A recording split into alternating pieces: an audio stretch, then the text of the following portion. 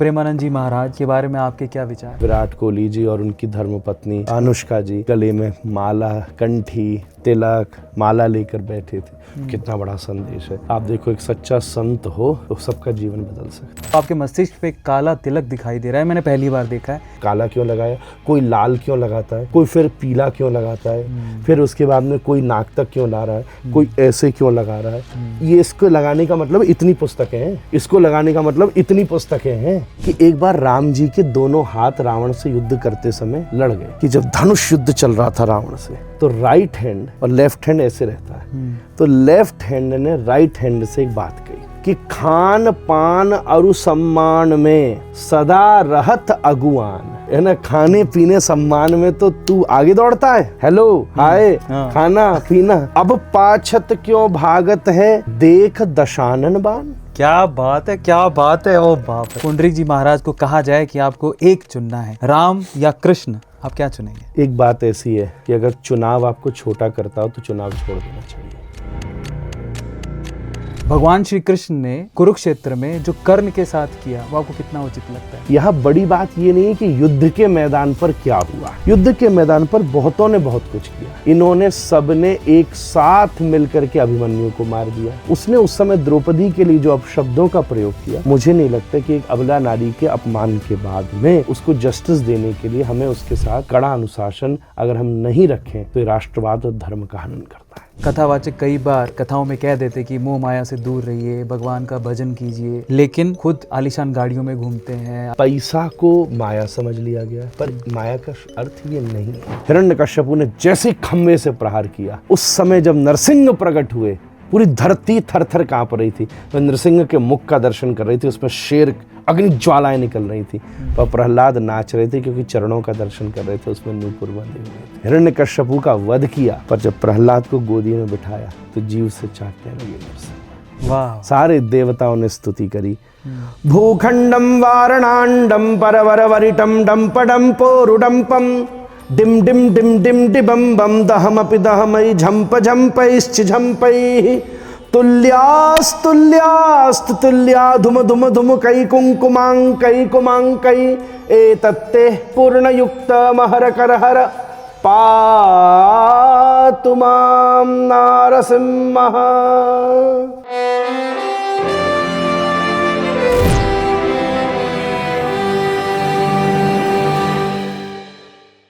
सनातन धर्म एक गहरा समंदर है और इस गहरे समंदर में से गोता लगा के अमृत निकालने के लिए हमें चाहिए एक परफेक्ट गुरु। और आज इस अरविंद अरोड़ा शो में हम स्वागत करें कि ऐसे ही पढ़े लिखे, सबसे एजुकेटेड सनातन धर्म के गुरु का, जिनका नाम है पुंडरीक जी महाराज। आप सब उन्हें जानते ही हैं। आज हमारा सौभाग्य है कि हम उनके सामने बैठे हैं, जिनकी कथाएं हम रीलों में सुना करते थे, जिनकी कथाएं हम यूट्यूब के चैनल चला के सुना करते थे। आज साक्षात उनके सामने हम बैठे हैं, उनसे सवाल जवाब करेंगे, आपके सवाल भी लेंगे जो आपके दिमाग में चल रहे हैं। अगर आप सनातन धर्म में इंटरेस्ट रखते हैं तो ये पॉडकास्ट आपके लिए है। लेकिन सबसे पहले पुंडरीक जी महाराज का स्वागत कर लेते हैं।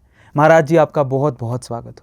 धन्यवाद। राधे राधे भैया, बहुत अच्छा लगा आपसे मिलकर। बहुत बहुत स्वागत है महाराज जी आपका। सबसे पहले हम आपसे पूछना चाहेंगे कि आप कैसे हैं? बहुत आनंद में हूँ, जोरदार हूँ। क्या बात है महाराज जी। अभी आपके बारे में जब हम पूछ रहे थे तो लोग कह रहे थे कि आप बहुत व्यस्त रहते हैं, वृंदावन में बहुत कम रहते हैं, आपकी यात्राएं रहती हैं, इतना सब कुछ कैसे मैनेज करते हैं? और सबसे इम्पोर्टेंट बात है कि हमें भी अपना ओरा, अपना फेस को क्लींस करने के लिए क्रीमें लगानी पड़ती है, लेकिन आपका ओरा एकदम क्लियर है, आपका फेस पे इतनी चमक है, उसके पीछे का राज क्या? क्या डाइट है आपकी, कुछ प्लान है आपका? मेरे को ऐसा लगता है जी कि हम जब देखो, शारीरिक थकान एक जरूरी बात है, डेफिनेटली शरीर तो थकता ही है, नींद भी मांगता ही है, खड़े रहो तो पैर भी दुखता ही है।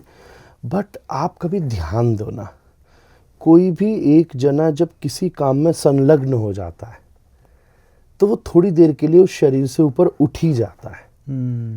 कुछ करे या नहीं करे। मैं कह रहा हूँ, एक दुकान के ऊपर आपको पता है सेल्समैन है जी, और आज लग रही है बहुत भीड़। जैसे मानो किसी एक मेरा ज्वेलर, एक डिसाइपल है, मैं कल ही उससे बात कर रहा था, तो जैसे ये दिवाली आती है, इन दिनों पे खूब लोग ज्वेलरी खरीदते हैं, तो बोले महाराज मैं तो सवेरे से लग जाता और रात हो जाती, कभी कभी होता था कि 12-12 घंटे हम खड़े रहते हैं, ये रहते हैं।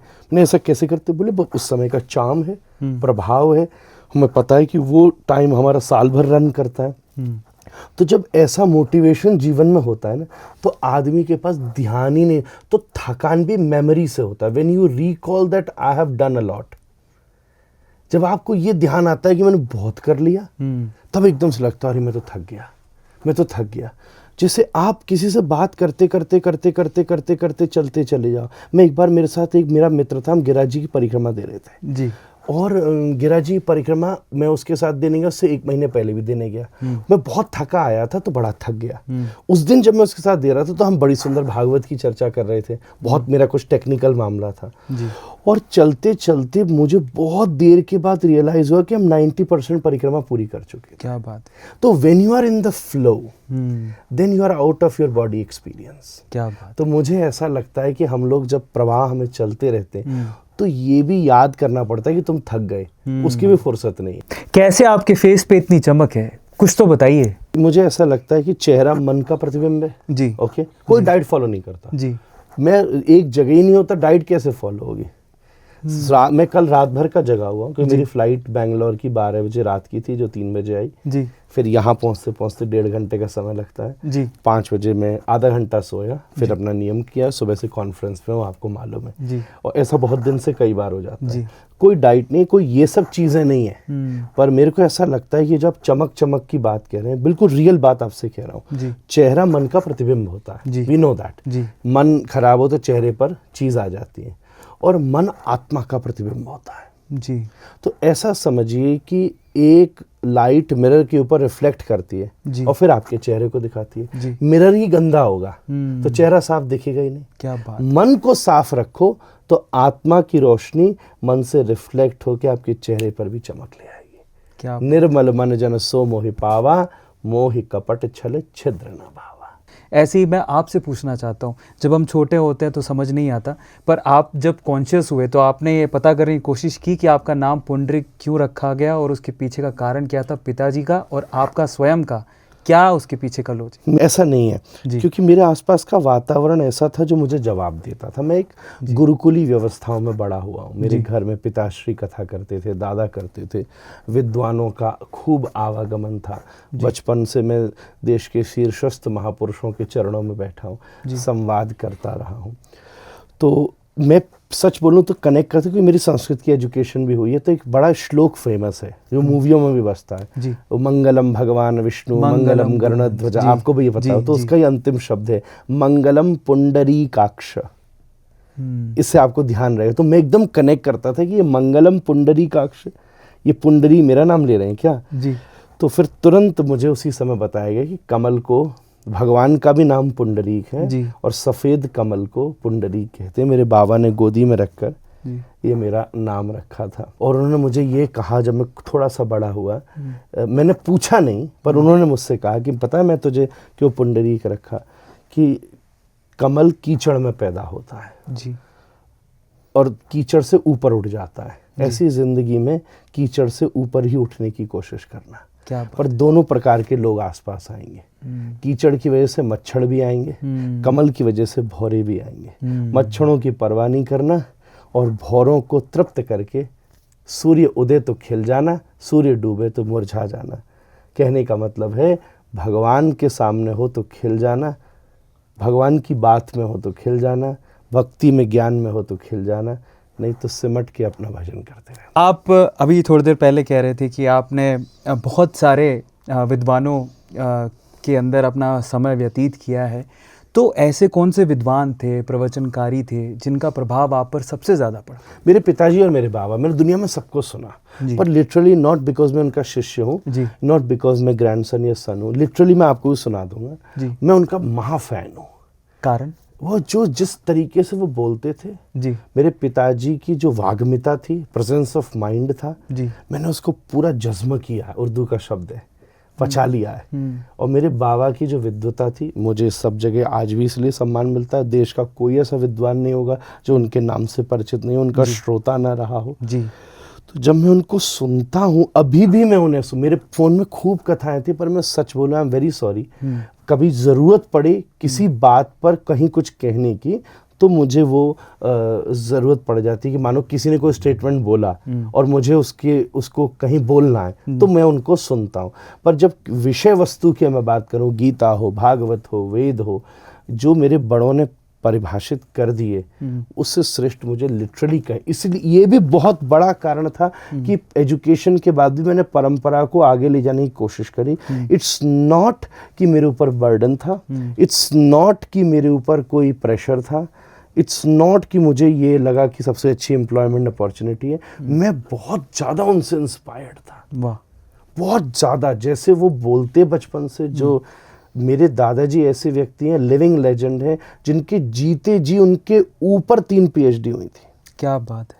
मतलब उनकी लाइफ के ऊपर 3 PhD हुई। जब वो ऐसे, दुनिया में बहुत ही कम लोग हैं, जाने के बाद उनके पास 50 PhD हो गई होंगी।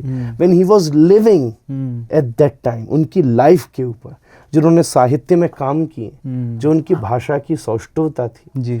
मैंने अपने पिता से जो उनको इंग्लिश नहीं आती थी, मतलब इंग्लिश वैसे आती थी पर वृंदावन में पढ़े थे तो इंग्लिश कहने की आदत नहीं थी। उनको फॉरेन का इनविटेशन मिला पहली बार, बोले मैं जाऊंगा। तो मैं भी सोचता था, मेरे बाबा भी इस बात को लेके बड़े खुश थे। वहाँ गए तो सारे, ज्यूरिक की बात है, स्विट्जरलैंड की, वो जर्मन में ट्रांसलेट करते थे और पिताजी इंग्लिश में बोलते थे।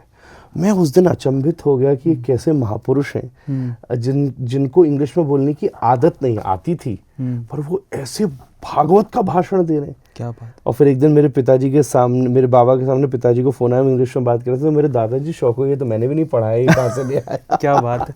तो मैंने अपने घरों में ऐसी स्थिति देखी। मेरे जीवन में मेरी माँ का बहुत बड़ा रोल है जी। उन्होंने मुझे बचपन से, मुझे उन्होंने स्कूल की पढ़ाई नहीं पढ़ाई है।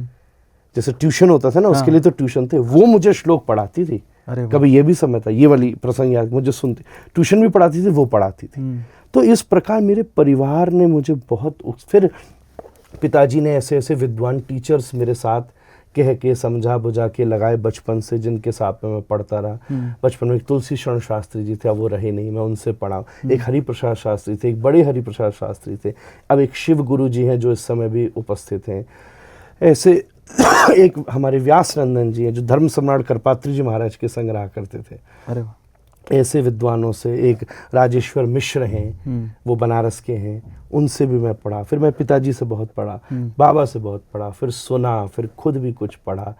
तो मेरे लिए ये सब ऐसा है जैसे किचन में ग्रॉसरी खरीदी जाती है और सेम ग्रॉसरी से रोज न्यू कुकिंग होती है। तो मेरे लिए पढ़ना, पढ़ाना, ग्रॉसरी बाइंग है। और जब मैं मंच पे बैठता हूँ तो एक न्यू डिश क्रिएट करके सबको परोसता हूँ। एक छोटा सा मेरा संशय था, जब मैं आपको, आपके ओरा को इतनी नज़दीक से देख रहा हूँ, सनातन धर्म में लोग कान भेदते हैं, मैंने भी भेदा, पर आपके नहीं, कारण क्या है उसके पीछे? वो पता नहीं, पता, मैं तो छोटा था, मेरे को ये बताइए कि भेदे गए थे, फिर वो बंद हो गए। अच्छा, ऐसा। तो हाँ। आपने उसको मतलब पहना दोबारा कर लूंगा, आप कह रहे हो तो that's not a big deal. तो चंदन लगा लेता हूं इसलिए मैं थोड़ा सा। हाँ, ये बहुत अच्छा। कुंडल के भाव से चंदन को, जरूर कर्ण छेदन हमारे यहाँ का संस्कार है जी। वो संस्कार हुआ था जी। ऐसी स्थिति थी कि बचपन में मैं 5-6 वर्ष की अवस्था में बहुत बीमार रहा था। अच्छा। तो मेरे बड़े लोग बताते हैं मेरा दूसरा ही जन्म है, 1 वर्ष तक मैं हॉस्पिटल में था।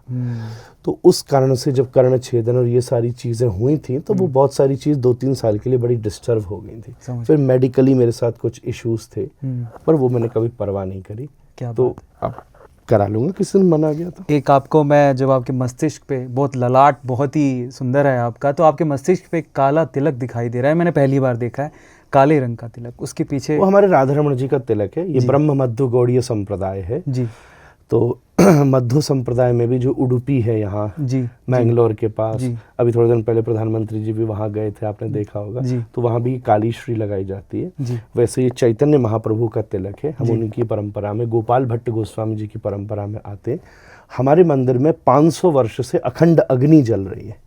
तो जो उस अग्नि का जो प्रसाद है वही ये हम काली श्री के रूप में लगाते हैं। महाराज जी, अभी चर्चा कर रहे थे हम लोग, तो आपने अपने जो पूर्वजों का मंदिर है, राधा रमन मंदिर, उसकी चर्चा की। मैं पढ़ भी रहा था कि आपके पूर्वजों ने वो मंदिर वृंदावन में बनवाया था। मैंने दर्शन किए हैं सौभाग्य से, लेकिन मैं फिर भी आपके मुख से जानना चाहता हूँ कि उस मंदिर की खास बात क्या है। आज से 500 वर्ष पहले हमारे पूर्व आचार्य गोपाल भट्ट गोस्वामी जी महाराज जी, जिनके ऊपर श्री राधा कृष्ण मिलित तनु चैतन्य महाप्रभु जी की कृपा हुई, जी। कलयुग में राधा कृष्ण मिलकर चैतन्य महाप्रभु के रूप में प्रकट हुए। आज पूरी दुनिया में जितना ये नाम संकीर्तन हो रहा है, भक्ति हो रही है, उन्हीं की कृपा से हो रही है। तो उनके ही एक प्रधान शिष्य हुए और उनकी परंपरा के आचार्य हुए गोपाल भट्ट जी। गोपाल भट्ट गोस्वामी वृंदावन में रहते थे जी। और शालिग्राम भगवान की सेवा करते। शालिग्राम भगवान होते हैं ना, बिल्कुल जैसे शिवलिंग है, ऐसे बटिया की तरह, उसमें कोई हाथ पैर तो नहीं होते, ऐसी सेवा होती है। अच्छा। पर उनके मन में भाव होता था कि मैं इनको सजाऊं। तो फिर वैशाख शुक्ल पूर्णिमा के दिन शालिग्राम भगवान से राधा रमण जी का प्राकट्य हुआ। तो ठाकुर जी वृंदावन में कहते हैं, इनके दर्शन के बाद ये नहीं कहना चाहिए कि हमने श्री कृष्ण को नहीं देखा। ऐसे ठाकुर हैं स्माइलिंग ठाकुर। अरे वाह। जब उनका मन होता है तब दंतावली दिखाते, फोटोज खूब चारों तरफ है, कभी 2 दिखाते, कभी 4, रोज नया स्वरूप आपको देखने को मिलेगा। ये सबसे बड़ा आकर्षण है। और इसके बाद जो हमारे यहाँ मंदिर में सेवा की मर्यादा है वो सबसे अद्भुत है। जी। अपरस में ठाकुर जी की सेवा है, कोई समझौता नहीं है। पुरानी 500 वर्ष से जिस प्रकार भोग बनता था अभी भी बनता है। अभी भी लकड़ी कंडों का प्रवेश है। जी। हम लोग अपरस में गोस्वामी जन अपने हाथ से, कोई हलवाई नहीं बनाता, हम लोग अपने हाथ से प्रसाद बनाते। तो वही पुरातन भारतीय परंपरा के जो नियम है, वैदिक नियम है, हरिभक्ति विलास के अंतर्गत, उसको फॉलो किया जाता है। उसी से तो देवत्व जागृत रहता है। नहीं तो कई जगह मूर्ति है पर देवता चला गया। सेवा से और पवित्रता से मूर्ति में देवत्व रहता है। तो साक्षात श्री राधा रमण जी तो स्वयं प्रकट ही हुए हैं। क्या बात है। और सबको वृंदावन, भक्ति, ज्ञान और शुद्ध लक्ष्मी सब कुछ देने वाले हैं, ब्रज के राजा हैं हमारे। आपने अपने पिताजी का जिक्र किया था। मैं आपसे ये जानना चाहता हूँ कि आपने ये भी कहा था कि जब मुझे कोई प्रॉब्लम होती है तो मैं उनको एक बार सुन लेता हूँ। तो उनका ऐसा कौन सा प्रवचन है जो आपको बहुत ज़्यादा अभी तक याद है, स्मरण में रहता है, और जब भी आप कथा करते हैं तो वो कहीं ना कहीं गाए बगाए आप उसके बारे में बात कर ही लेते? ऐसा कोई प्रसंग सुना दीजिए। जी, प्रसंग तो मैं नहीं कहूँगा, मुझे एक स्मृति प्रसंग, तो सब उन्हीं के प्रसंग है। अच्छा। जितने मैं कथा में सुनाता हूँ कोई मेरा है ही नहीं। सब मेरे उन्हीं के ही प्रसंग है। सबको मैं साहब उनकी कथा सुन लो, मेरी सुन लो, एक सी लगेगी। और मुझे लीगल अधिकार है कॉपी करने का। फैक्ट है। अब शरीर में खून उनका दौड़ रहा है, मैं क्या करूँ। बिल्कुल। तो ये बात अलग है। पर मुझे एक मेमोरी है छोटी। उनकी एक कथा हुई थी जिसने मेरा रुझान भागवत की तरफ तो बचपन से था जी। और वृंदावन में मैं रहा हूँ तो कृष्ण, राधा रानी, लीला सब था जी। पर एक कथा हुई थी उनकी रेणुकूट पे। ये मिर्जापुर से आगे बिरला जी की फैक्ट्री है हिंडाल्को की। जी। आपने नाम सुना होगा, एल्युमिनियम की बहुत बड़ी, वन ऑफ द पुरानी फैक्ट्री है जी। उसके पास में एक जगह है रेणुकूट, उन्हीं के द्वारा मैनेज्ड है। तो बिरला परिवार के द्वारा ही आयोजन हुआ था। वो बड़ी प्राकृतिक संपद, बड़ी श्रेष्ठ जगह है। विंध्यवासिनी का क्षेत्र है, अष्टभुजा देवी जी। श्री कृष्ण की बहन अष्टभुजा, वही विंध्यवासिनी, वही अष्टभुजा देवी भी है। वो बड़ा प्राकृतिक संबल क्षेत्र है। जी। तो वहाँ पर मैं पिताजी के साथ था 9 दिन। वहाँ उन्होंने वाल्मीकि रामायण की थी। तो वाल्मीकि रामायण सवेरे 4-5 घंटा, शाम को 4-5 घंटा। और मुझे लगता है मेरी उम्र रही होगी कोई 8 या 9 वर्ष। मैं उनके पास बैठता था और मैंने इतना आनंद लिया उस रामायण का कि उस दिन मुझे रामायण पढ़ने की, राम जी के प्रति आकर्षण, और वो अभी भी मैं कहीं रामायण की कथा कहता हूँ तो बहुत सारे प्रसंग मुझे उसी कथा के याद है। क्या बात। उसी प्राकृतिक माहौल के बीच में, उसी सब जो उस पूरी इंडस्ट्री के बड़े बड़े पद के लोग हैं, पढ़े लिखे, MDs, फाइनेंस हेड, ये वो ऐसे पढ़े लिखे लोग वहाँ बैठा करते थे। एनक्लोज था क्योंकि वो कोई इतनी वहाँ लोग ही नहीं रहते, हालांकि सब आ सकते थे और सब ये परिवार रहता था। सबने सुनी, मैंने भी। तो उसका एक प्रसंग मुझे अभी भी याद है। मैं तुम्हें बताऊँ कि पूरी कथा की मेमोरी है। ऐसा गोल आसन बना था, पीछे पेड़ सा था, चढ़ा छोटा, ऐसा घर का आंगन जैसा होता है ना, छत, हाफ रूफ, वहाँ सारे लोग बैठे थे, चारों तरफ प्रकृति का माहौल था। और बिल्कुल, और ऐसा था कभी कभी कथा बंद रहा जाता था, कभी मोर आ जाता था, बिल्कुल प्रकृति के बीच में था। तो मेरा मन लगता था। तो एक बार उन्होंने वहीं प्रसंग वो सुनाया था जो मैं कथाओं में सुनाता हूँ जी, कि एक बार राम जी के दोनों हाथ रावण से युद्ध करते समय लड़ गए। ये लड़ाई हो गई इनमें। अच्छा। क्योंकि राम जी के तो एक एक अंग चैतन्य में है, कोई हमारे जैसा तो नहीं है। तो ये दोनों हाथ लड़ गए आपस में। कि जब धनुष युद्ध चल रहा था रावण से, तो राइट हैंड और लेफ्ट हैंड ऐसे रहता है, तो लेफ्ट हैंड ने राइट हैंड से एक बात कही कि खान पान अरु सम्मान में सदा रहत अगुआन। अच्छा, क्या बात है। ना, खाने पीने सम्मान में तो तू आगे दौड़ता है, हेलो हाय हाँ। खाना पीना।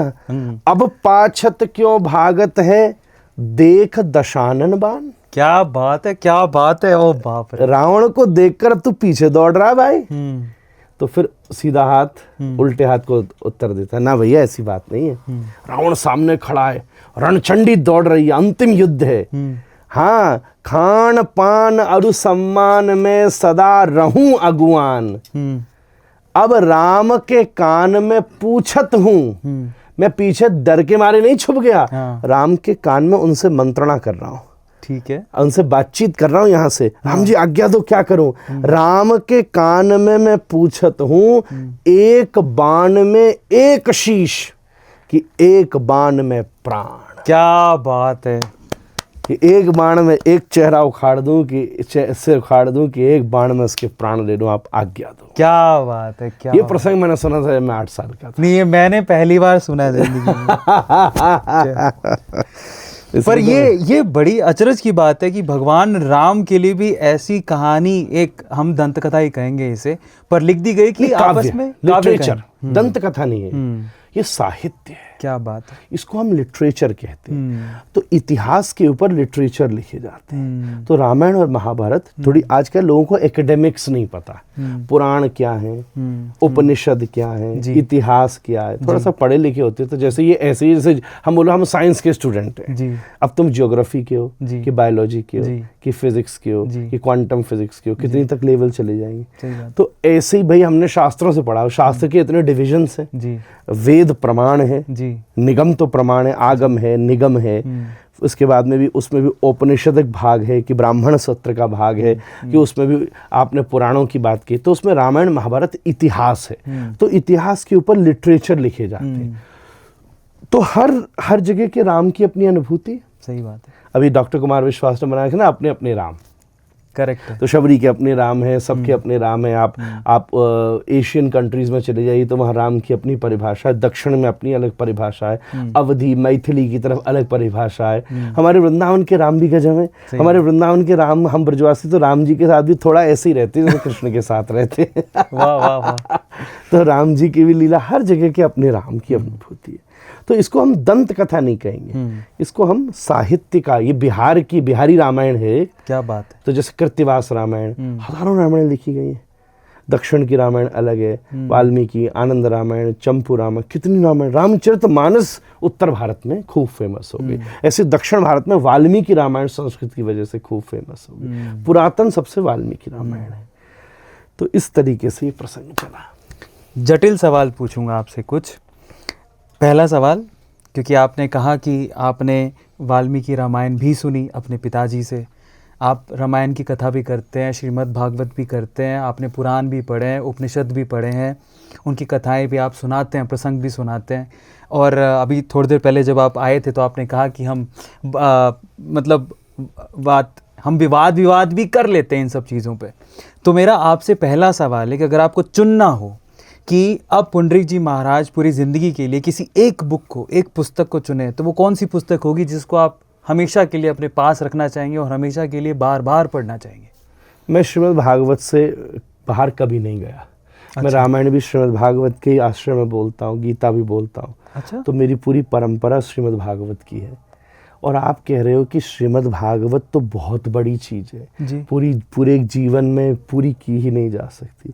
मुझे उस पर भी पूछो तो मैं श्रीमद् भागवत में भी दशम स्कंद से ही पार नहीं जाना चाहूँगा, जिसमें श्री कृष्ण की लीला है। उसमें भी पूछो तो रास पंचाध्यायी से पार नहीं जाना चाहूँगा। उसमें भी पूछो तो गोपी गीत से पार नहीं जाना चाहूँगा। अरे मेरे पास तो ऐसा है, मैं कहूँ, आप मुझे कहो, मैं एक श्लोक के ऊपर पूरी ज़िंदगी निकालने को तैयार हूँ। वो भागवत का श्लोक है, हा नाथ रमण प्रेष्ठ क्वासि क्वासि महाभुज दास्यास्ते कृपणायामे सखे दर्शय सन्निधिम। इस श्लोक पर पूरी ज़िंदगी निकाल दूँ तो ज़िंदगी छोटी हो जाएगी। श्लोक नहीं, इसका अर्थ भी बता दीजिए। वो अगले पॉडकास्ट में। अच्छा ऐसा। नहीं, पर ये बड़ी दिलचस्प बात कही। मैं इंजीनियर हूँ, तो मैं कभी इंटरव्यू में गया हुआ था, उन्होंने मुझसे पूछा कि भैया आप क्या पढ़ाते हैं? तो मैंने उनको बोला कि मैं तो इलेक्ट्रिकल इंजीनियरिंग में कुछ भी पढ़ा लेता हूँ। तब उन्होंने मुझसे कहा था, हमारे प्रोफेसर थे, बोले तुम अनभिज्ञ हो, तुम्हें ज्ञान नहीं है, जब तक तुम नैरो नहीं जाओगे ना तुम ज्ञानी नहीं कहलाओगे। और आपने वही बात कह दी कि आप बिल्कुल नैरो हो गए। लेकिन वही श्लोक आपने क्यों चुना, कारण क्या था? श्रीमद् भागवत में राधा रानी ने उस श्लोक को श्री कृष्ण के लिए बोला है, उसी से राधा रमण शब्द निकला है। सारे वृंदावन के मंदिर इसी श्लोक से नाम से रखे गए। अच्छा। बिहारी जी का नाम भी इसी श्लोक में है, राधा वल्लभ जी का भी नाम इसी श्लोक में है। तो ये भागवत जी का चरम है। ऐसा भी मैंने संतों से सुना है कि व्रज में रह के रोज ये श्लोक बोलो, जीवन में कभी न कभी तो एक बार श्री कृष्ण का प्रत्यक्ष दर्शन भी हो जाएगा। मैं आपसे हाथ जोड़ के विनती करता हूँ, मैं अगले पॉडकास्ट का इंतजार नहीं होगा।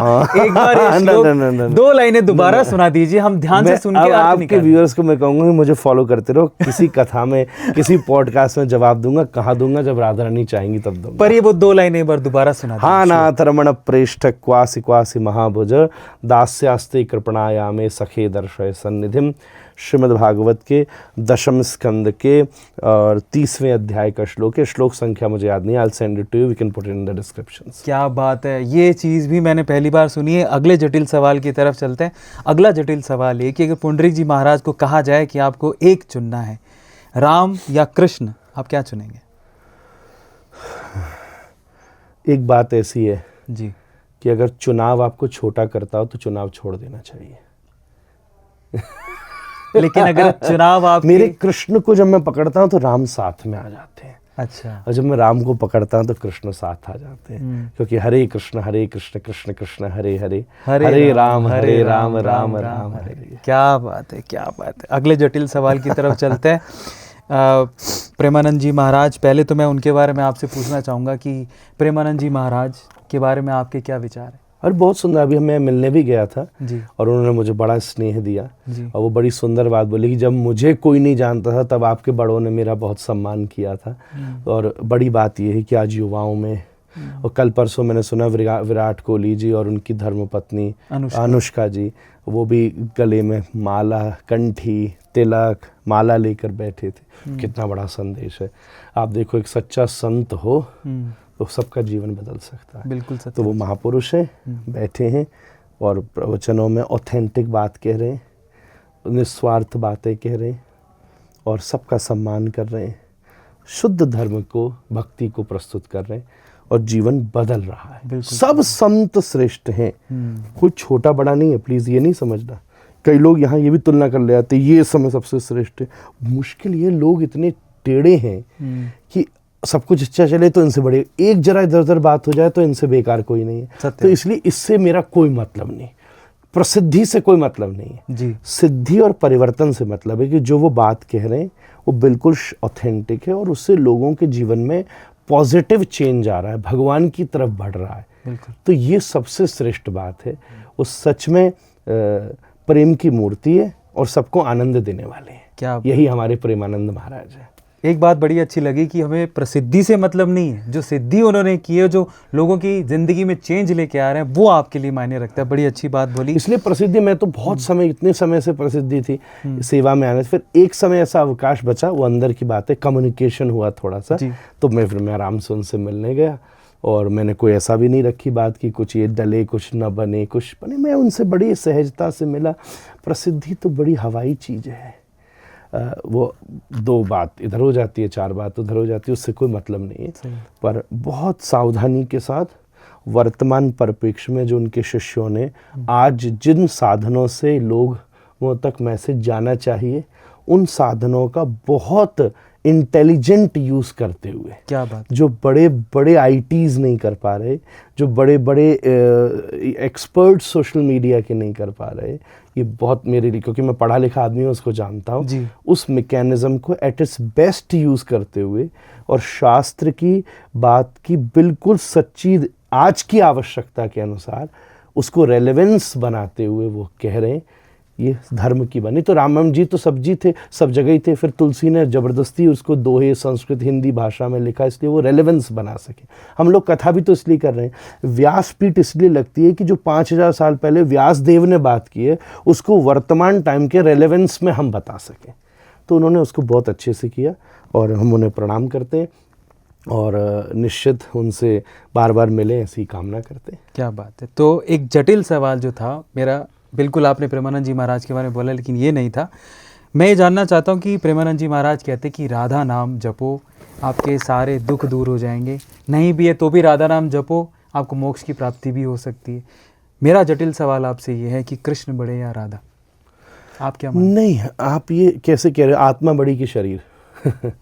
आत्मा नहीं, आत्मा बड़ी है, परंतु उस आत्मा का अस्तित्व, आत्मा विरासती तो शरीर में ही है ना। हाँ, दोनों का अपना अपना अस्तित्व है ना। इन दोनों को बड़ी कहने की जरूरत ही नहीं है, ओके, क्योंकि ये दो हैं ही नहीं। मैं इसलिए पूछ रहा था आपसे, अच्छा, आत्मा बड़ी की शरीर से मेरे कहने का मतलब है कि ये दो होते तब तो हम तुलना करते ना। हम तुलना क्यों कर रहे हैं? आपके शाम बनी है राधिका, राधा बन गई श्याम। क्या बात है, दोनों एक ही तत्व है। अब इसको थोड़ा सा हम सिद्धांत में चले जाएंगे तो बात गड़बड़ हो जाएगी, इतनी नॉर्मल आदमी को समझ में नहीं आएगा। मेरे सामने दो कैमरे लग रहे हैं, ये दोनों अपना अपना काम कर रहे हैं, सत्य वचन। इन दोनों से एक ही सीन कैप्चर हो रहा है, और इन दोनों से ये कोई नहीं बता सकता कि लेफ्ट वाले कैमरा में से क्या क्या निकला है, राइट मिड वाले से क्या क्या निकला है, क्योंकि सब तो एक ही चीज़ है। राधा और कृष्ण एक ही चीज़ का अनुभव कर रहे हैं। कब कब राधा कृष्ण बन जाते हैं, कब कृष्ण राधा बन जाती है, किसी को नहीं मालूम। सत्य वचन। मैं भगवान कृष्ण की अब बात कर लेना चाहता हूँ। भगवान कृष्ण, आप श्रीमद् भागवत गीता की कथाएं भी करते हैं और आप एक पर्टिकुलर श्लोक पे भी इतने एम्फेसाइज़ किए हैं, उनके पूरे रूप के बारे में आप बताते हैं कि बखान होता है। लेकिन भगवान कृष्ण के अलग अलग रूप रहे। उनका बचपन का रूप अलग था, जब वो बालक थे। उनका जो जब मद् भागवत गीता उन्होंने कही कुरुक्षेत्र में, तब उनका रूप अलग था। आपको कौन सा रूप सबसे ज़्यादा, या किनकी कथाएं या कौन सी कहानियाँ आपको सबसे ज़्यादा श्रेष्ठ लगती हैं कि वो रूप अनबिलीवेबल था, वो कौन सा? देखो, हमें जैसे प्रेम होता है उससे पूरे से प्रेम होता है जी अगर वो किसी फिक्स चीज़ से है तो वो कंडीशनल हो जाएगा। जी। अनकंडीशनल लव तो वो होता है कि वो जैसा है, सब कुछ अच्छा है। फिर भी हमारी प्रणाली में आराध्यो भगवान व्रजेश तनय तद्धाम वृंदावनम, हम उन ब्रजेश तनय नंद नंदन के उन नंद बाबा के सुपुत्र नंद नंदन कृष्ण को जो वृंदावन में विराजते हैं, वो हमारे आराध्य हैं, हमारे सब कुछ हैं, वो हमारे सबसे प्रिय हैं। तो राधा रमण जी से श्रेष्ठ स्वरूप हमें लगने का, कोई और अच्छा लगने का उन्होंने अधिकार ही नहीं दिया है। तो हमें तो एक ही चीज अच्छी लगे, चांद सा सलोना मुख, लटें घुंघराली हैं, क्या बात है, भौएं हैं कटीरी आँखें, तिरछी कटारी है, ओ या के मधुर रसीले वचन, हायरी मेरो या पे अटक गयो मन। क्या राधा रमण मेरो, राधा रमण रे, राधा रमण मेरो, राधा रमण रे। क्या बात है। कुछ जटिल सवाल और पूछना चाहूँगा। वैसे मैं आपको उससे पहले बता देता हूँ कि हमारा जो घर है उसमें प्रवेश द्वार के बिल्कुल सामने हमने ठाकुर जी महाराज की मूर्ति रखी। मतलब वो खुद विराजित, हम तो ये कहते हैं कि हम उनके किराएदार हैं, वही उस घर के मालिक हैं। तो भगवान कृष्ण को बहुत मानता हूँ, मैंने बहुत पढ़ा है उनको, अलग अलग प्रसंग में पढ़ा है। लेकिन कई जगह पे मैं खुद थोड़ा सा उन्होंने जो किया, कई जगह पे मैं खुद भी थोड़ा सा अचरित हो जाता हूँ। मतलब मुझे समझ नहीं आता कि ऐसा क्यों किया उन लोगों ने। जैसे भगवान श्री कृष्ण ने कुरुक्षेत्र में जो कर्ण के साथ किया, वो आपको कितना उचित लगता है? थोड़े जटिल सवाल पूछूंगा आपसे। नहीं, कर्ण के साथ आपने देखा कहाँ? जी, सीरियल में देखा तो मुझे जवाब देना चाहिए, क्योंकि उसका कोई ऑथेंटिसिटी नहीं है, वो तो एंटरटेनमेंट के लिए बनता है, वो खुद भी कहते हैं जी, उसी के पहले ही नोटिस आ जाता है। आपने किसी नोवेल में पढ़ा तो वो राइटर का अपना पॉइंट ऑफ व्यू हो सकता है। जी, अगर हम महाभारत की बात करें जी, तो महाभारत में उसका अपना प्रारब्ध है, हर व्यक्ति अपना अपना प्रारब्ध लेकर के आ रहा है। जी, तो पहली बात है कि वो अपना प्रारब्ध लेकर आया। अब बोलो आप उसके, अब प्रारब्ध किसी को साउथ इंडिया में पैदा कर रहा है, अब आपको हो आप नॉर्थ इंडियन फैमिली से रह रहे हो साउथ इंडिया में, बहुत सारे लोग इस देश में हैं, पैदा होते देश में, पूरी जमा पूंजी लगा देते कि हमें विदेश जाना है, कितनी बड़ी ट्रबल होती थी, करोड़ों रुपया लगा लेते। तो एक आदमी का प्रारब्ध था, हमें ये नहीं डिसाइड करना चाहिए। उसमें कुंती का भी प्रारब्ध था, कर्ण का भी प्रारब्ध था कि वो एक जगह रहा, वहां उसने वो बड़ा हुआ, एक राजा के घर पैदा हुआ, एक रंग के घर पैदा हुआ। ये दो लोगों की अपनी लाइफ, इसलिए तो हमारे यहाँ कर्म का विधान है, अच्छा कर्म करो, उससे अच्छा पुण्य बने, अच्छा जीवन मिले। लाइफ एंड डेथ तो वैसे भी डेस्टिनी के हाथ में ना, सत्य। आप तो डिसाइड करके पैदा नहीं हुए, कहाँ हो रहे हो, मेहनत करके सड़क के किनारे से महल तक पहुंच सकते हो जी, वो अलग बात है जी। तो वो वहाँ पैदा हुआ। अब धीरे धीरे समय आया, बात ठीक है, एक प्रोग्राम चल रहा था जिसमें राजाओं को आपस में कंपटीशन करना था। अब एक चीज़ ये बताओ, ओलंपिक्स में किसी ने जेवलिन थ्रो किया, हो सकता है ऑडियंस में बैठा हुआ आदमी उससे बेटर थ्रो कर सकता था, परंतु वो उस प्रोसेस से तो टेक पार्ट नहीं कर रहा है ना, नहीं। वो तो बीच सभा में नहीं कह सकता ना कि हाँ मुझे दो, अभी ट्रायल में इससे तेज फेंक देता हूँ। तो एक कंपटीशन चल रहा था जिसमें प्री डिसाइडेड कॉन्स्टिट्यूशन था कि ये लोगों के बीच में कंपटीशन होगा। उसमें कर्ण आ गया कि जी मुझे लड़ना है, प्रसंग वहां से शुरू होता है। फिर दुर्योधन ने उसको थोड़ी शय दे दी। अब वो गलत आदमी का एहसान लेना भी जिंदगी को बर्बाद कर देता है। कर्ण अच्छा था या नहीं था ये बात नहीं है, कर्ण से सीख के आप बुरे ना बनो, बात ये है। कर्ण बुरा था अच्छा था, वो उसका जीवन था, तो उससे सीख के आप अच्छे बुरे तो नहीं हो रहे। शास्त्र इसलिए लिखे जाते हैं, इसलिए नहीं छुपाया जाता कि युधिष्ठिर ने भी किसी दिन खेलते समय अपनी पत्नी को दाप, अगर मैं आपकी ऑटोबायोग्राफी लिखूं, बायोग्राफी लिखूं, तो आप चाहोगे 10 चीजें छुपा देना। शास्त्र किसी की अच्छी बुरी चीज छुपाते नहीं है। उसके धर्मराज भी कहते हैं तो उसके द्वारा की 4 इधर-उधर की चीजों का वर्णन भी करते हैं। उसने भरी सभा में कर्ण ने द्रौपदी का जो तिरस्कार किया जी, आप कभी महाभारत के मूल में उस मूल बुक जो कि मिलती है संस्कृत, जिसकी हिंदी है, वहां से पढ़कर देखिए जी। बहुत अच्छा इंसान था, उसमें मुझे कोई पीड़ा नहीं। उसका प्रारब्ध ऐसा था कि वो संगति में पड़ा, फिर उसने दुर्योधन का एहसान लिया, लोगों ने बहुतों का एहसान लिया, पर जब राइटनेस की बात थी उस समय उसको खड़ा होना चाहिए था। यहाँ बड़ी बात ये नहीं कि युद्ध के मैदान पर क्या हुआ, युद्ध के मैदान पर बहुतों ने बहुत कुछ किया, सही बात। इन्होंने सबने एक साथ मिलकर के अभिमन्यु को मार दिया, ये भी अन्याय था जी। मतलब जो गलत आदमी है वो अगर 50 चीज और गलत कर ले तो हम कहते यार ये तो एक्सपेक्टेड था। एक अच्छा काम कर ले तो कहते वाह रावण ने इतने अच्छे काम किए, 2-4 गलत कर दिए तो क्या हो गया। और जो अच्छे काम करता आता है वो 50 अच्छे काम कर लेता, हाँ ठीक है। एक गड़बड़ काम कर दे तो भाई उसको अपन छोड़ते नहीं है। सत्य वचन। ये आदमी की कितनी विचित्र आइडियल है। यहाँ ये सीखना महाभारत में। उसने उस समय द्रौपदी के लिए जो अपशब्दों का प्रयोग किया, मुझे नहीं लगता कि एक अबला नारी के अपमान के बाद में उसको जस्टिस देने के लिए हमें उसके साथ कड़ा अनुशासन अगर हम नहीं रखें तो ये राष्ट्रवाद और धर्म का हनन करता है। क्या बात है। अब जो सनातन धर्म के साथ हो रहा है, पहले 2014 से पहले तक ऐसा नहीं था। सनातन धर्म अभी अच्छे से फल फूल रहा है, लोगों तक पहुंच रहा है, इसके बारे में आपकी क्या राय है? बिल्कुल, बहुत अच्छी बात है। एक तो मीडिया के माध्यम से धीरे धीरे आज एक है ना पोस्ट डाली थी एक व्यास ने जी फेसबुक के ऊपर जी, मेरी नज़र में मेरे किसी बच्चे ने मुझे भेजी, फिर मैंने लिंक खोलकर चेक किया, कभी कभी टाइम मिल जाता है मैं देख लेता हूँ। उससे बहुत ही अच्छी बात कही कि पहले जो मीडिया के चैनल्स थे ना उसमें हम लोग पराधीन थे, बहुत ज़्यादा फाइनेंसेस लगता था। एक कथा को ब्रॉडकास्ट करना हो तो बहुत बड़ी एक पूरी सिस्टम होता था, वो जो जेन्युइन है, मैं ये नहीं कह रहा कि गलत है, पर एक जेन्युइन है जो कि हर आदमी अफोर्ड नहीं कर सकता था।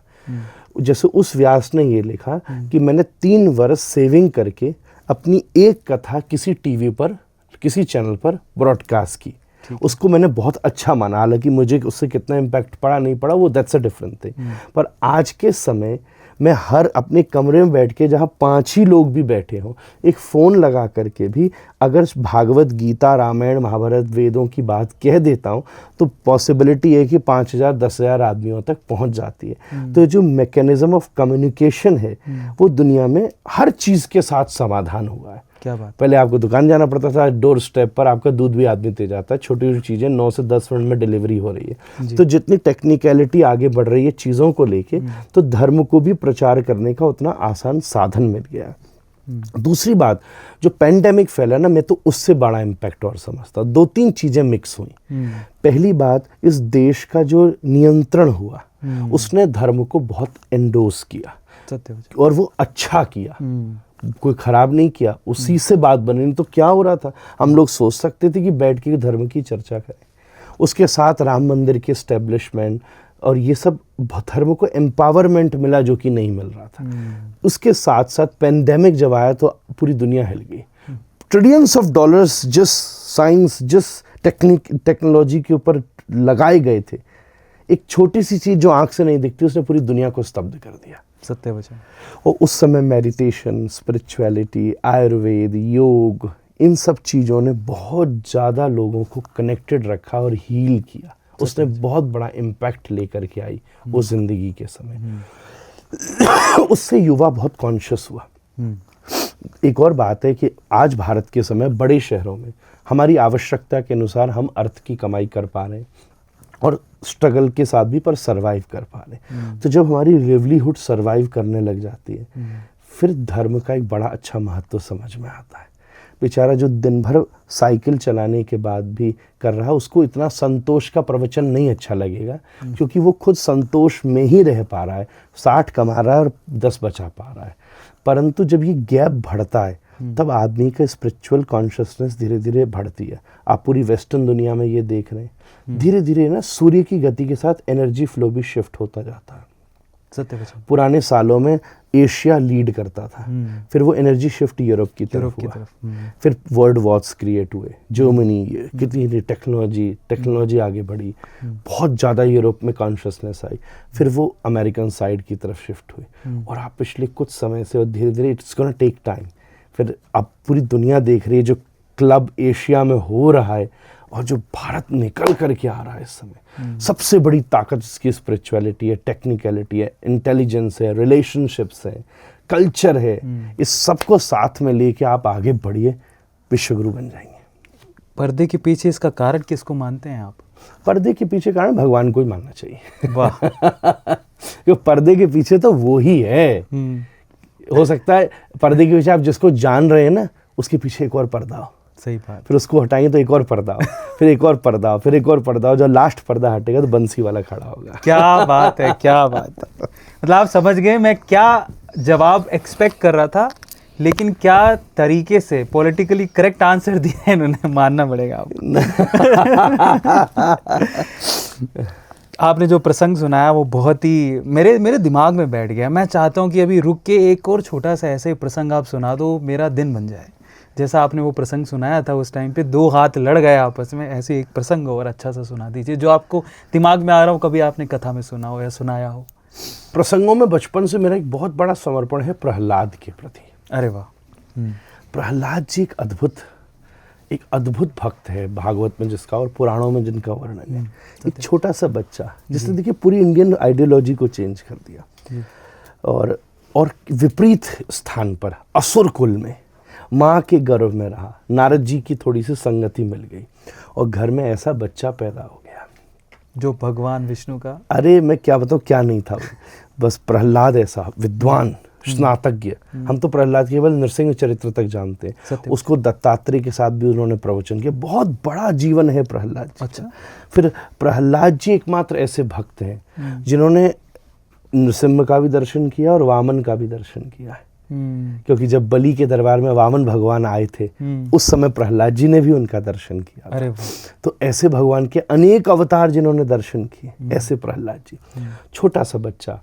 आदमी के बीच में ऑलवेज एक स्ट्रगल होती है, रिलेशन एंड वैल्यूज, प्रिंसिपल और रिलेशन, क्या चुना जाए, बड़ी भारी बात है। पिता जैसे पुत्र का संबंध, वहां जो वो पिता बात कर रहा है वो अगेंस्ट द वैल्यूज है। सही बात। और रिलेशन बाप और बेटे का है। पर प्रहलाद जी ने कितना इंटेलिजेंटली उसको कुछ अपशब्द नहीं कहा, उसका द्रोह नहीं किया, और अपनी भक्ति को भी उसी पवित्रता से संभाला। पूरी दुनिया में 9 भक्ति का उपदेश करने वाले प्रहलाद जी हैं। और सबसे बढ़िया आनंद तो तब आता है जब सामने आकर खड़ा होता है। विश्वविद्यालय में सबने पूछा प्रहलाद को, स्टूडेंट्स ने, कि हमने सुना तू आग में जलता नहीं, पानी में खोलता नहीं, कुछ होता नहीं, ऐसा कैसे? 2-4 आइटम हमको भी सिखा दे जादू के। प्रहलाद जी बोले ये जनार्दनानुस्मरणानुभाव, जनार्दन भगवान के स्मरण का प्रभाव है, और मेरे साथ हरि नाम संकीर्तन करो। तो षंड अमर्क जो उस विश्वविद्यालय को चलाते थे वो दौड़कर हिरण्यकश्यपु के पास पहुंचे कि एक प्रहलाद ने नाक में दम कर रखा था, अब तो सारे विश्वविद्यालय के विद्यार्थी प्रहलाद हो गए, अब करो क्या? तब उस समय हिरण्यकश्यपु ने बुला करके पूछा, बता तू किसके बल पर मेरी बात का उल्लंघन करता है? तो प्रहलाद जी ने कहा, पिताजी प्रणाम, पर जिसके बल पर आप अपने आप को बलवान समझते हैं। अरे वाह वाह। बता तेरा भगवान कहाँ है? तो बोले कहाँ नहीं है? बोले ये सब पोइट्री मुझे मत बता, ये सब पोइट्री मैं रोज अपने दरबार में सुनता, इस खंबे में है। प्रहलाद एक क्षण सोचने लगे, अब बात खड़ी हुई, यहीं आपका विश्वास आता, यही है भक्ति।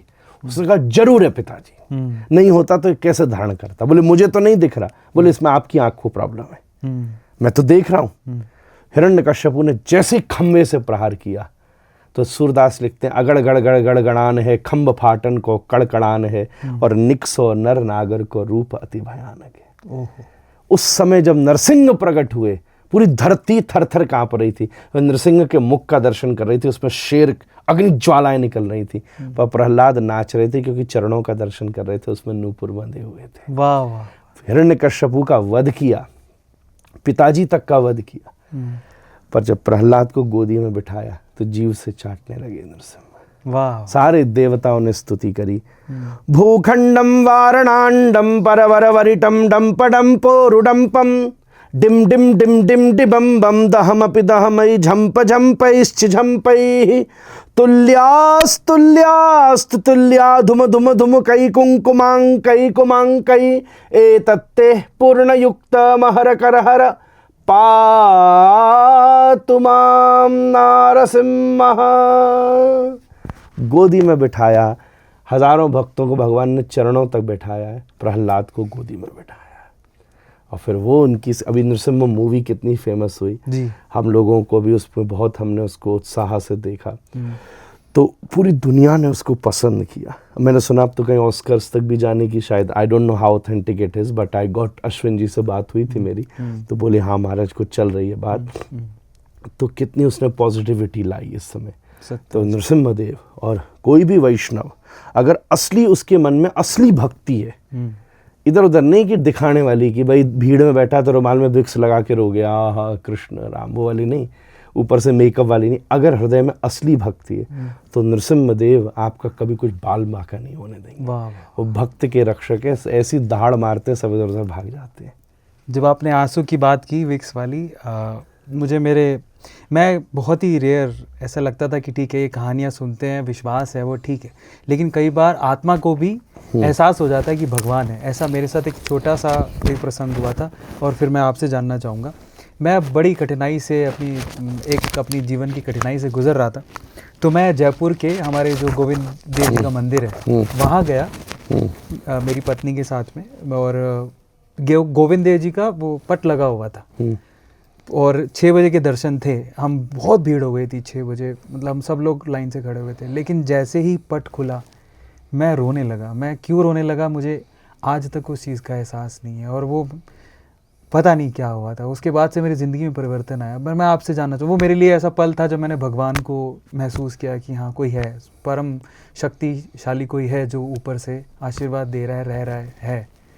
मैं आपसे जानना चाहता हूँ कि आपकी ज़िंदगी में हम एक कथाएं सुनते हैं, होता है, पर कभी ऐसा एहसास हुआ कि हाँ ये कुछ ऐसी चीज़ है जो भगवान के दर्शन कराती है, भगवान का एहसास दिलाती है? हाँ, मुझे मैं सच बात बताऊँ, मुझे कथाओं में इसका अनुभव होता है। जी बताइए। कई बार मैं ऐसे विषयों पर बोलता हूँ जो मुझे ये लगता है कि भगवान के अलावा मुझसे कोई बुलवा नहीं सकता। जैसे कि? अरे वो अब छोड़ो थोड़ा सा प्लीज पर मैं बात अपनी पूरी करूं। पर मुझे ऐसा हर समय प्रतीत होता है कि जब मैं व्यासपीठ पर बैठता हूं, आज मैं पहली बार ये बात कह रहा हूं, मैंने आज तक किसी को नहीं की, जब मैं व्यासपीठ पर बोल के कथा कहता हूं, भागवत जी की चर्चा करता हूं, रामायण की चर्चा करता हूं, तो मुझे निश्चित प्रतीत होता है कि श्री राधा रमन लाल जी इस पूरी ऑडियंस के, श्रोताओं के, भक्तों के बीच में बिल्कुल प्रत्यक्ष बैठे। कभी मुझे प्रतीत होता है इस तरफ आके बैठ गए, कभी इस तरफ आके बैठ गए, कभी पीछे बैठ गए, तो ऐसा लगता है कि पूरा पंडाल जो है वो ठाकुर जी का भ्रमण क्षेत्र हो गया, बिल्कुल अपने पास अनुभव करता। यात्राओं की थकान, परिवार की जिम्मेदारियां, संस्थाओं की जिम्मेदारी, पाठशालाओं की इतनी सारी व्यवस्था, अगर आप सच देखो तो लोगों को लगता हो हम लोग घूमते हैं, कभी हमारे शूज़ में पैर रख कर देखिए तब पता चलेगा। अरे नहीं। पर वो छोड़ो, जी। इतनी व्यवस्था स्थिति होने के बाद भी बिल्कुल जैसे ही ठाकुर जी का स्मरण करके व्यासपीठ पर शुरू होती है बात, तो ऐसा लगता है ये सब कुछ है ही नहीं, ये सब मूवी और ठाकुर जी बिल्कुल सामने बैठे हैं। तो it becomes a flow, effortless flow. पानी न पियाओ, 2-3 दिन खाया नहीं हो, 2-3 दिन सोए नहीं हो, फिर भी ऐसा लगता है कि शरीर से कैसे प्रवाह चल रहा है। ऐसा लग रहा है कि जैसे गैया का थन भरा और किसी बछड़े ने मुंह मार दिया और दूध की धारा बह चली हो। ऐसा लगता है कि पर्वतों के बीच में पानी बंद था, बादलों के टकराने से बिजली गिरी और झरना बह चला हो, प्रवाहशील हो रहा है। ऐसा आनंद आता है। तो मैं तो हर बार राधा रमण जी की तरह सब श्रोताओं को प्रणाम करता हूँ कि मुझे भरोसा है कि ठाकुर जी बिल्कुल सामने बैठे हुए। भरोसा नहीं, अनुभव होता, सच बताओ, सच बताओ, अनुभव होता है। और शास्त्रों में ये बात प्रमाणित है। भगवान ने खुद कहा, नारद जी ने एक बार भगवान से जाके पूछा कि कई भक्त आपका एड्रेस पूछते हैं, कुछ तो बता दो आपका एड्रेस का। तो नारायण कहते हैं, ना हम वसामि वैकुंठे, मैं वैकुंठ में नहीं रहता। योगी नाम हृदय न छ, योगियों के हृदय में नहीं रहता। मद भक्ता यत्र गायंती, मेरे भक्त बैठकर जहाँ कथा करते हैं, गायन करते हैं, भक्ति करते हैं, तत्र तिष्ठामि नारदा, मैं वहीं मिलूंगा। वाह वाह वाह, क्या बात है। इस बात पे आप बहुत अच्छा गाते भी हैं। मैं चाहता हूँ, अभी आपने एक बहुत 2 से 3 बार आपने अपने कंठ की उस ध्वनि को सुनाया। अभी मैं चाहता हूँ कि एक अच्छा सा कोई भजन आप गा दें हमारे लिए, हमारी श्रोताओं के, कुछ भी बहुत अच्छा सा सुनने में मज़ा आ जाए। अभी हमने थोड़े दिन पहले कबीर साहब का एक जी। पद गाया था, बहुत फेमस हुआ वो। कभी थोड़े थोड़े हम लोग बीच में निकालने लगे। जी। नहीं, वो क्यों सुनाऊं, चलो 2 सुना देता हूँ। वाह वाह। कबीर साहब का एक पद था कि वहाँ वो लिख रहे हैं, किसी जीव को कह रहे हैं, कर ले श्रृंगार चतुर अलबेली, साजन के घर जाना होगा। कर ले श्रृंगार चतुर अलबेली, नहाले धोले शीश गुथाले, साजन के घर जाना होगा। कर ले श्रृंगार चतुर अलबेली। और फिर अंतिम पंक्ति है, कहत कबीर सुनो मोरी सजनी, कहत कबीर सुनो मोरी सजनी, वापस फिर नहीं आना होगा। कर ले श्रृंगार चतुर अलबेली। वाह वाह वाह वाह वाह। अब कुछ कठिन सवाल आपसे पूछेंगे। हाँ, बस अभी कठिनाई जल्दी खत्म कीजिएगा। पहला कठिन सवाल आपसे ये है कि सनातन धर्म पे, सनातन गुरुओं पे, कई बार जो हमारे कथावाचक हैं उन पे भी कथावाचक कई बार अपने श्लोकों में, कथाओं में कह देते कि मोह माया से दूर रहिए, भगवान का भजन कीजिए, जितना हो सके उसमें स्मरण कीजिए। लेकिन वो खुद भी ऐसे जनरली लोगों का परसेप्शन रहता है कि वो खुद आलीशान गाड़ियों में घूमते हैं, आलीशान शादियां करते हैं, बड़ी बड़ी शादियां दिखाते हैं। तो ये जो, इसके बारे में आपका क्या कहना है कि लोगों का जो सवाल उठता है कि हमें मोह माया से दूर रहने को कहते हैं लेकिन खुद आलीशान ज़िंदगी जीते हैं, आपका क्या कहना है इसका? पहली बात कि निश्चित रूप से हम जो कहते हैं हमें उसका पालन करना चाहिए, ये इस बात को कोई नहीं टाल सकता। मनश्शेकम वचश्शेकम कर्मण नेकम महात्मना, मन कर्म वचन से जो एक है वो महात्मा है, इसमें कोई संदेह नहीं जी। दूसरी बात, हम मोह माया का अर्थ क्या समझ रहे हैं, थोड़ा सा कन्फ्यूजन हो गया है। ठीक है। पैसा को माया समझ लिया गया, पर माया का अर्थ ये नहीं है। जी। इस पहले जिसने शब्द दिया उससे अर्थ तो समझ लो। जी। जिससे शब्द, जहां से शब्द बना वो करना क्या चाहता है। जैसे मैं एक बार अमेरिका में, बड़ी विचित्र बात है, मुझे सॉरी कहिए पर मुझे दिमाग में आ गई, मैं कह बिना नहीं रह जी, सकता। जी। तो मैं एक बार अमेरिका में था, तो वो टाइम पर मैंने देखा कि बड़े बड़े पेट्रोल पंप्स के आदमी एक बोर्ड आ रहा था। तो अब मैं अपनी देसी आदमी बनना उनका, मैं पता ये नंदू नंदू क्या लिख रहा है, मैंने कहा गुजराती भाई का रेस्टोरेंट है क्या नंदू। अच्छा। मुझे थोड़ी देर बाद में पता चला कि तो बहुत नॉन वेज और बड़ा विचित्र टाइप का रेस्टोरेंट, नैंदोस और समथिंग लाइक दिस। तो मैं उसको नहीं जानता था, तो मेरा परसेप्शन कितना चेंज हुआ उसकी। मैं सोचा तो नंदो भैया हैं क्या अपने कोई और बाद में पता चला तो कुछ है और ही है। तो ये हमारी भूल है पहली बात। जी। माया लंगोटी भी हो सकती है, ओह। ये किसी ने नहीं कहा। एक और बात है कि दुनिया का हर आदमी चाह रहा है कि मेरे पास साधन हो, पर सबको तो मिल नहीं रहा। तो साधन तो वैसे भी पुरुषार्थ के अधीन का है, भाग्य के अधीन है भारतीय दर्शन में। चाहे छोटी कथा करने वाला है, चाहे करोड़ों की कथा करने वाला है, चाहे तो दोनों अगर मानो एक ही चीज ही रहे, तो सबको तो मिल नहीं रही। किसी ने कुछ अच्छा कर्म किया होगा इसलिए उसको अच्छा चीजें मिल रही है। माया का मतलब क्या है? ये मेरा है, ये मानना माया है। वो चाहे एक लंगोटी भी हो सकती है, शरीर पर कुछ नहीं है, जमीन पर घूम रहे हैं और केवल लंगोटी का भी अगर ओ ये तो मेरी है, ये विचार आते माया लग गई तुम्हारे पीछे। और अब तुम्हारे पास अनंत वस्तुएं हैं, पर तुम्हें पता है कि आज इस समय मेरा भाग्य मेरे पास आई है। जैसे मैं आपको एक सच बात कहूं जी। किसी जमाने में मेरे पास कुछ नहीं था तब भी मैं कथा कह रहा था, आज मेरे पास बहुत कुछ है तब भी मैं कथा कह रहा हूँ। कल मेरा समय बदल गया, मेरे पास कुछ भी नहीं रहेगा ना तो भी मैं कथा करूंगा। आज मैं आपके सामने कैमरे में कह रहा हूँ, ये नहीं कि मैं उस समय सोचूंगा let's see some other opportunity, कि कुछ और ही मिल जाए यार, अब कुछ और चीज रन करो ना। जी। जी। और मोह का मतलब क्या होता है? टेम्परेरी चीज के साथ जो चेंजेबल हो उसको अनचेंजेबल मान के, परमानेंट मान के अटैच्ड हो जाना, इसको मोह कहते हैं। माया का मतलब, अरे हमारे भगवान के मंदिर सजे सजाए, उपासना में लिखा हुआ है कि जब हाथ में, जब तक ये पवित्रा है जो दक्षिण में मिलता है, ये स्वर्ण का ही होता है। भगवान की अगर भगवान की विग्रह सेवा करनी हो तो हाथ में स्वर्ण का, ये स्वर्ण सूर्य का तेज है, ये माया नहीं है। इसके द्वारा भगवत सेवा की बहुत सारी उपासनाएं होती हैं। चांदी क्यों रखी जाती है मंदिर में? क्योंकि वो पवित्र होती है, वो माया थोड़ी ना है। महंगी हो गई अब क्योंकि दुनिया की डिमांड इतनी बढ़ गई, वो अलग बात है। डिमांड तो चंदन भी बहुत महंगा हो गया, उसकी डिमांड भी बढ़ गई। कैसे में तो भारत का हर आदमी लगाता फिरता था, उतनी उसकी इस चीजों से उसकी गणित मत बैठाइए। मैं इस बात से सहमत हूं कि जो हम कह रहे हैं वो हमें करना चाहिए। दूसरी बात ये भी है कि माया शब्द का अर्थ पहले समझिए, फिर उसको थोपिए जिस पर थोपना है। वाह वाह।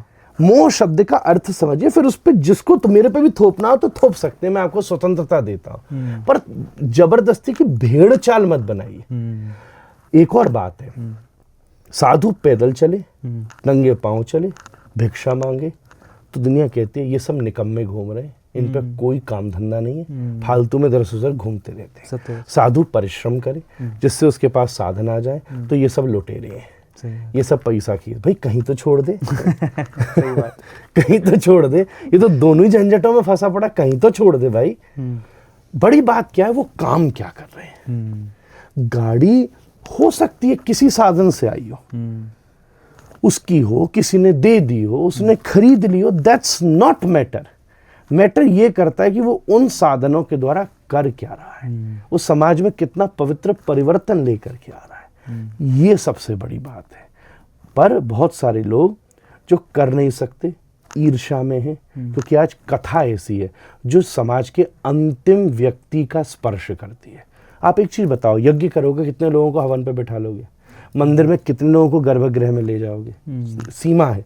पर कथा ऐसी है कि एक व्यक्ति मंच पे बैठता है, 50,000 आदमी नीचे बैठ जाता है, 5 लाख आदमी बैठ जाता है। न वहाँ जाति पूछी जाती है, न वहाँ ये पूछा जाता है तू धनाढ्य है कि तू नहीं धनाढ्य है।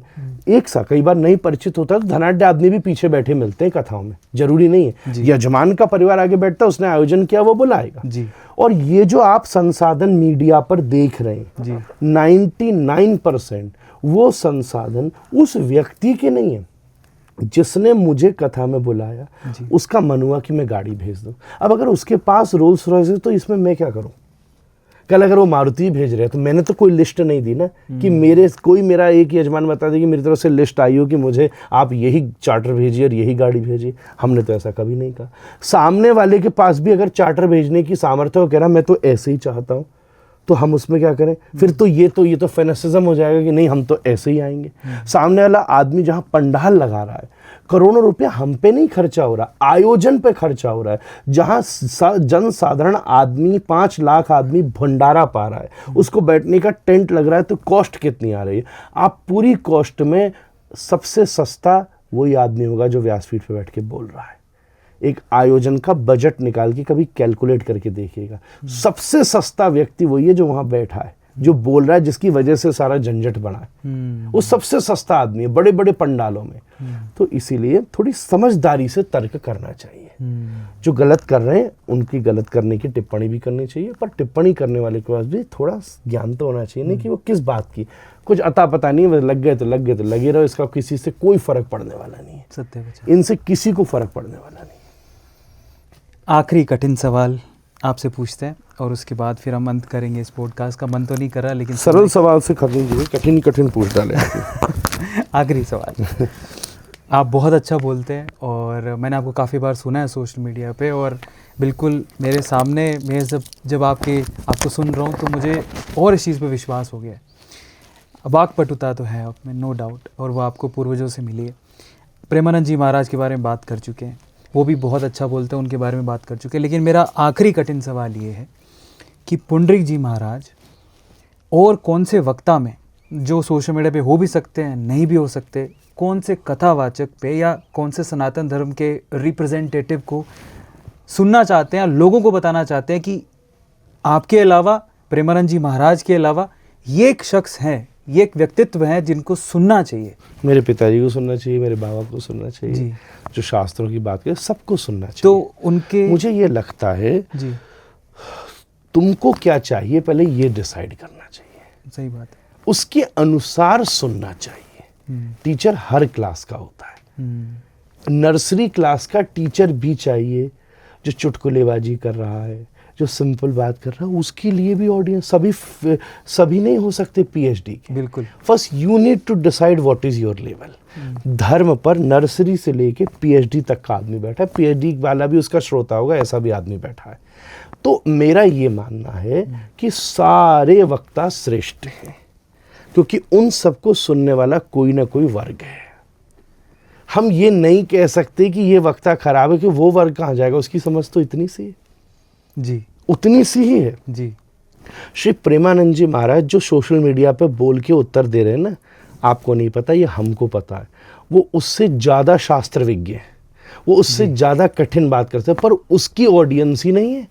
आज वो बात करने बैठ जाए हित 84 के ऊपर, जो उनकी संप्रदाय का ग्रंथ है, वो आज बात करने बैठ जाए मंजरी भाव के ऊपर, कर सकते हैं वो, मैं मना नहीं कर रहा, नहीं कर रहे, पर वो बात कर रहे हैं कि भैया सुबह उठ के भोजन क्या करना है, प्याज लहसुन खाना है कि नहीं खाना, एकादशी रखनी की, क्योंकि तुम्हारे प्रश्न ही वही है। सही बात है, बात समझिएगा। एक और साधारण ऐसे व्यक्ति हैं, प्रश्नोत्तरी कर रहे हैं, उनके भी ऐसे भी लोग हैं जो वैसे ही समझना चाहते हैं। कोई ऐसे भी व्यक्ति हैं जो ऋषियों की परंपरा में, हमारे मलुकपीठ वाले महाराज हैं, हमारे डॉक्टर अच्युताल भट्ट जी हैं, हमारे प्रेम शास्त्री जी, हमारे वैष्णव पाद बाबा, ये बोलेंगे तो आपकी तो हिंदी ठीक नहीं होगी, उनकी भाषा नहीं समझ में आएगी। हमारे दादाजी जब बोलते थे ना, तो बड़े बड़े विद्वान कहते थे, हम खोपड़ी खो जाते थे कि ये कहाँ से पर्यायवाची कहाँ चले गए। क्या बात। स्वामी अवधेशानंद जी महाराज क्या पर्यायवाची बोलते हैं जब हिंदी बोलते हैं। तो हर प्रकार का टीचर है, पहले आप डिसाइड करो कि आप किस क्लास में हो। सही बात। तो मुझे ये लगता है सारे वक्ता श्रेष्ठ हैं। आपकी क्लास जैसे जैसे बढ़ती जाएगी, आपको अपने आप एक श्रेष्ठ व्यक्ति प्राप्त होता है। अब केवल आपकी अभी क्लास भजनों वाली है, तो आप भजन जो अच्छे गाते हैं उनको सुनिए। क्या बात। आपकी क्लास सिद्धांतों वाली है, तो सिद्धांत की जो बात करते हैं उस पर सुनिए। आप जनरल घर की भक्ति करते हैं, अगरबत्ती जलाते हैं, तो जो उसकी बात करने वाले हैं उसकी सुनिए। आपके रिलेशनशिप से इश्यू है, आपको धर्म से मतलब ही नहीं कि मेरी घरवाड़ी नहीं सुन रही, कि मेरी बॉयफ्रेंड भाग गया, कि मैं खाऊं क्या, तो वो भी उत्तर देने वाले हैं, आप उनकी सुन लीजिए। समाधान तो सब। दत्तात्रेय ने 24 गुरु बनाए अपने, पतंगा भी बनाया भाई, भौरा भी बनाया भाई, गणिका भी बनाई भाई, कन्या भी बनाई। तो गुरु तो 24 शिक्षा गुरु बनाए। तुम किस क्लास के विद्यार्थी हो, जिस दिन आपको पता चल जाएगा उस दिन आपको आपका व्यास भी मिल जाएगा। तो अगर मैं निम्न से उच्च में आपसे बिल्कुल एकदम स्पष्ट आंसर चाहूँ तो कि ये कोई निम्न नहीं और कोई उच्च नहीं है। अच्छा ऐसा। हाँ, कोई बिल्कुल। नर्सरी का किसको मानते हैं आप? अब क्या पता जो नर्सरी बता रहा है वो पीएचडी का, और जो पीएचडी का बता रहा है वो नर्सरी का। हाँ, ऑडियंस वैसी हो उसकी। नहीं क्या, आप मुझे सुनिए, मेरी 10 कथा सुन लीजिए, मेरे सामने जैसे लोग होंगे मैं वैसी बात करूंगा। थोड़े दिन पहले मुझे पोरबंदर में पूज्य रमेश भाई ओझा के सामने बोलने का, भाई श्री के सामने मिलने का सौभाग्य मिला, तो मैं उनके सामने थोड़ी ना ऊंची बात करूंगा। मुझे उनके सामने सिद्धांतों की बात कहनी है, भागवत की बात कहनी है। कुछ समय पहले उपराष्ट्रपति महोदय के भवन में मेरी कथा हुई, अभी थोड़े दिन पहले पुलिस लाइन में कथा हुई, पूरे ट्रेनी 4000 पुलिस वालों ने कथा सुनी। तो मैंने संविधान और भागवत का समत्व बैठाया कि कॉन्स्टिट्यूशन का कौन सी धारा और भागवत का कौन सा श्लोक मैच करता है। इसी के साथ अभी मेरी एक देहात में कथा हो रही थी व्रज की सीमा पर, तो वहां पर मैंने शुद्ध व्रजभाषा में बोली, बढ़िया भजन बोले। तो हर एक लेवल, हर एक व्यक्ति, जनरली मैंने इन दिनों में एक चीज देखी, मैं बहुत शास्त्र के श्लोक बोल रहा हूँ, बड़ी सीरियस बात भी कर लेता हूँ गुरु कृपा से, मेरी कोई योग्यता नहीं जी।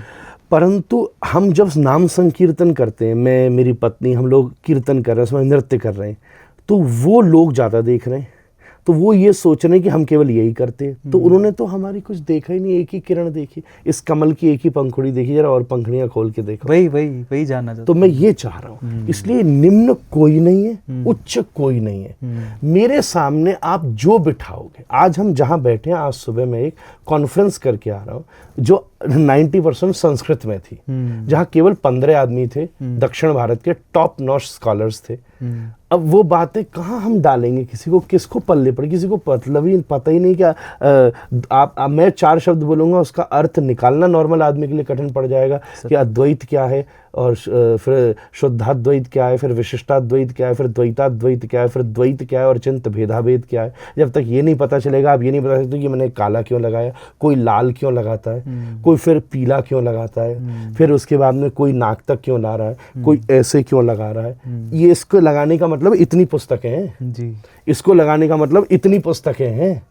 एक अचिंत भेदाभेद दर्शन है कि जीव ब्रह्म और जगत में भेद है कि अभेद है। फिर एक अद्वैत तत्व है कि ये सब स्वप्नवत है, माया ही है, बस केवल प्रतीत हो रही है। हम इसके बाद कॉन्फ्रेंस करके आ रहे हैं इस समय। तो आप किसी आदमी की स्थिति को कैसे समझोगे? जनता ज्यादा देख रही है, सो चीज चल रही है। सही बात है।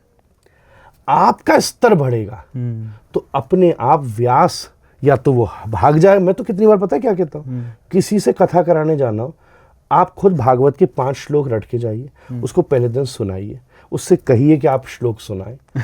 उसके बाद सामने पुस्तक लेकर बैठिए, श्रोता सामने पुस्तक लेकर बैठे, या तो व्यास तैयारी करके आएगा या भाग खड़ा होगा। और गड़बड़ तो आपने मचा रखी, हम 4 श्लोक सुना देते, जनता कहती भजन सुना दो, मैं तो इसलिए कथा करता ही नहीं करता।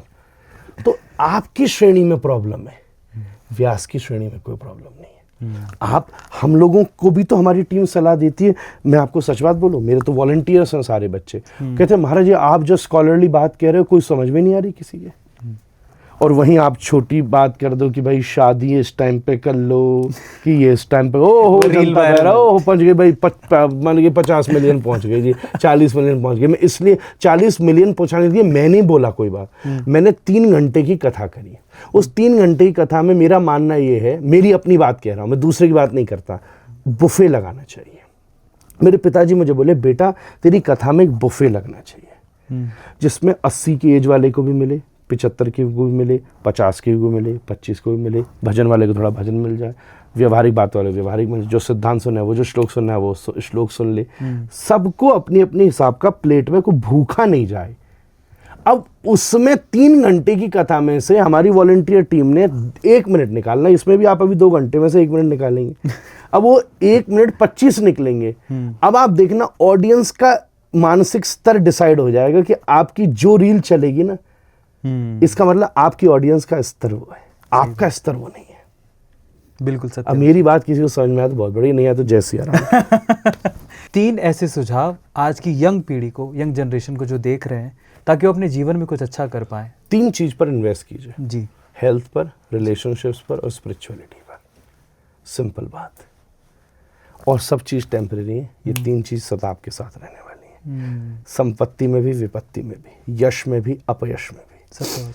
शरीर बहुत अच्छा होगा तो विपरीत समय पे शरीर से बहुत कुछ काम किया जा सकता है। जी जी संबंध बहुत अच्छे होंगे, सब कुछ बिगड़ जाएगा, और संबंध आपकी मेंटल हेल्थ, फिजिकल हेल्थ सबको संभाल लेंगे। सत्य और दोनों ही खराब हो गए, पर स्पिरिचुअलिटी है तो अकेले बैठ के समाधि लगा लेना, जगत को छोड़ो, जगन्नाथ सामने खड़े। वाह वाह वाह वाह। इसी के साथ इस पॉडकास्ट को ख़त्म करते हैं। मन तो नहीं है लेकिन समय की पाबंदी है, महाराज को आगे भी बहुत जगह पे प्रवचन देने जाना है, तो आज के लिए हम इतना ही आपके सामने परोस रहे हैं। लेकिन ऊपर वाले ने चाहा, भगवान की कृपा रही और इनके पास समय हुआ तो हम फिर से इनके चरणों में आके बैठ जाएंगे और अगले सवाल, जो कठिन सवाल हैं जो आपके रह गए हैं, वो भी रखने की कोशिश करेंगे। तब तक के लिए बहुत बहुत धन्यवाद। और पुंडरीक जी महाराज के लिए एक बार जो आपको इनकी सबसे अच्छी चीज़ लगी वो कमेंट सेक्शन में ज़रूर लिखिएगा। और अगर आपका कोई सवाल पढ़ूंगा, मैं भी पढ़ूंगा। जी जी जो कमेंट सेक्शन में लिखेगा, I will go through one day all the comment section and I will try कि आगे हम बात करें।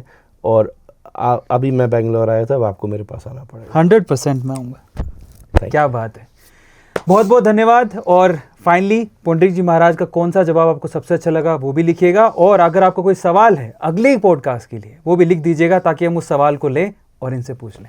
बहुत बहुत धन्यवाद। राधे कृष्ण। राधे राधे।